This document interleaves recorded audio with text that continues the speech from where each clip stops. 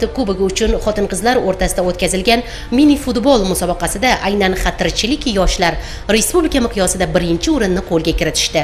Bu mustaqilligimizning 34 yilligiga hudud aholisi uchun munosib sovg'a bo'ldi. Bunda yoshlar yetakchilarining ham yigit-qizlar bilan yonma-yon bo'lib, ularni qo'llab-quvvatlashi, orzu maqsadlari ro'yobi yo'lida birga harakat qilishi, ya'ni fidoyiligi muhimdir. Misol uchun, Bug'urdoq mahallasi yoshlar yetakchisi Jahongir Ismatov futbol maydonida yetarlicha tajriba to'plagan va bugun mahalla yoshlari uchun maktab tashkil etib, respublika terma jamoalariga yosh sportchilarni yetishtirib berishga ahd qilgan. Toshkentning Lokomotiv akademiyasi bilan hamkorlikda mana shu qishloqdagi bolalar, mahalladagi bolalar orasidan yaxshi akademiyalarga, futbol maktablariga seleksiya ishlarini olib borish maqsad qilib qo'yganmiz. Ochganimizga mana 1 oy bo'ldi. Mana shu 1 oy ichida natijalarimiz yomon emas.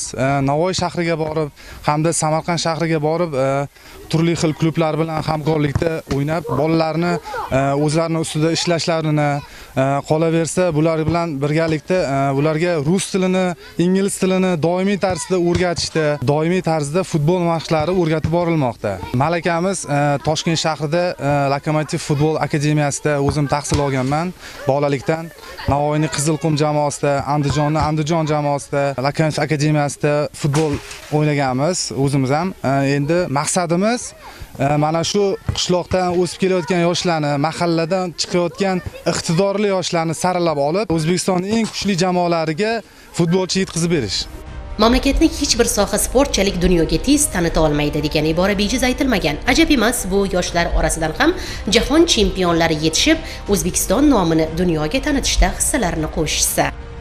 Hozirgi qiziqishlarim futbolda katta yutuqlarga erishish va Lokomotiv akademiyasiga o'qishga kirish.